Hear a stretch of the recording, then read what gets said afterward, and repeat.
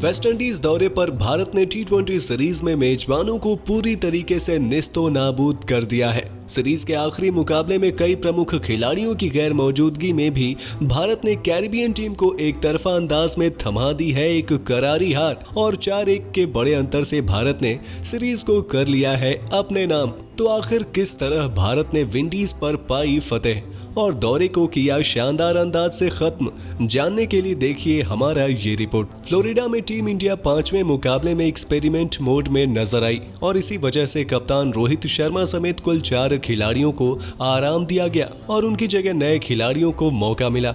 रोहित की गैर हाजिरी में हार्दिक पांड्या ने टीम की कमान संभाली और इस मुकाबले में टॉस जीतकर पहले बल्लेबाजी करने का फैसला किया, जिसके बाद इस मुकाबले में भारत के लिए ईशान किशन और श्रेयस अय्यर की जोड़ी ने पारी की शुरुआत की और दोनों ने पहले विकेट के लिए 27 गेंदों में 38 रनों की साझेदारी कर भारत को अच्छी शुरुआत दिलाई। हालांकि ईशान किशन अपने मौके का पूरा फायदा नहीं उठा सके और केवल 11 रन बनाकर डोमिनिक ड्रेक्स के पहले शिकार बन गए, लेकिन दूसरे एंड से श्रेयस अय्यर ने इस मौके को दोनों हाथों से भुनाया और शानदार बल्लेबाजी की। उन्होंने दीपक हुड्डा के साथ मिलकर दूसरे विकेट के लिए 86 रनों की साझेदारी कर भारत को मजबूत स्थिति में पहुंचा दिया।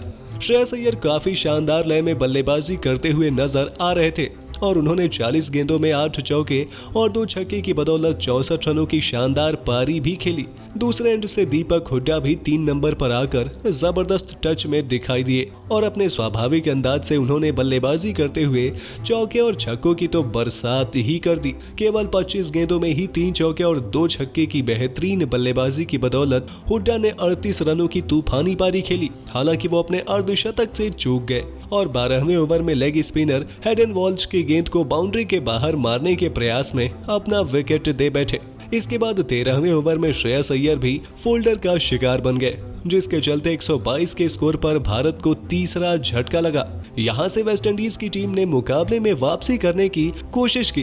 कैरिबियाई तेज गेंदबाज ओडियन स्मिथ ने सैमसन और दिनेश कार्तिक को सस्ते में पवेलियन पहुंचाकर रन गति पर लगाम लगा दिया, लेकिन अंत में भारतीय टीम के कप्तान हार्दिक पांड्या ने कप्तानी पारी खेलते हुए केवल 16 गेंदों में 2 चौके और 2 छक्के की बदौलत 28 रन बना दिए, जिसके चलते भारत 20 ओवर में 7 विकेट पर 188 रनों का बड़ा स्कोर खड़ा करने में कामयाब हो गया। अब 189 का लक्ष्य वैसे तो पहले से ही काफी बड़ा था, ऊपर से वेस्टइंडीज ने भी वही किया जिसके लिए वो जाने जाते हैं। शुरुआत में ब्रुक्स के साथ जेसन होल्डर को रणनीति के तहत ओपनिंग करने भेजा गया, पर पहले ही ओवर में अक्षर ने होल्डर को बोल्ड कर बाहर का रास्ता दिखा दिया। हालांकि इसके बाद ब्रुक्स ने 2 चौके तो जरूर लगाए, लेकिन अक्षर ने उन्हें भी स्टंप कराकर पवेलियन भेज दिया। अक्षर का कहर यही नहीं थमा, बापू ने अपने स्पेल के तीसरे ओवर में थॉमस को भी बोल्ड कर पावर प्ले में ही विंडीज को 3 झटके दे दिए और फिर जब पावर प्ले खत्म हुआ इसके बाद बारी कुलदीप यादव की थी,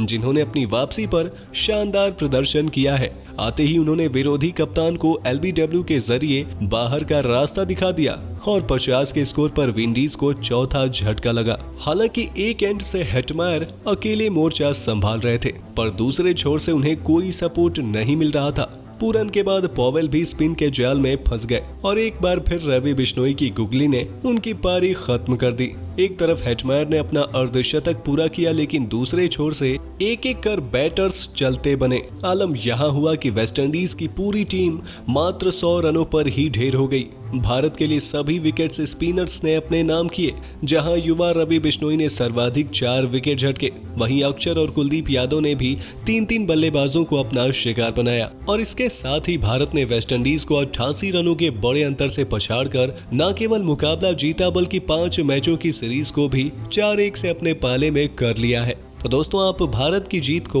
10 में से कितने अंक देना चाहेंगे? अपने जवाब कमेंट बॉक्स में कमेंट करके जरूर बताइए और ऐसे ही शानदार खबरों के लिए क्रिकेट इन इंडिया को जरूर सब्सक्राइब कर लें। वीडियो अच्छी हो तो इसे लाइक करना बिल्कुल ना भूलें।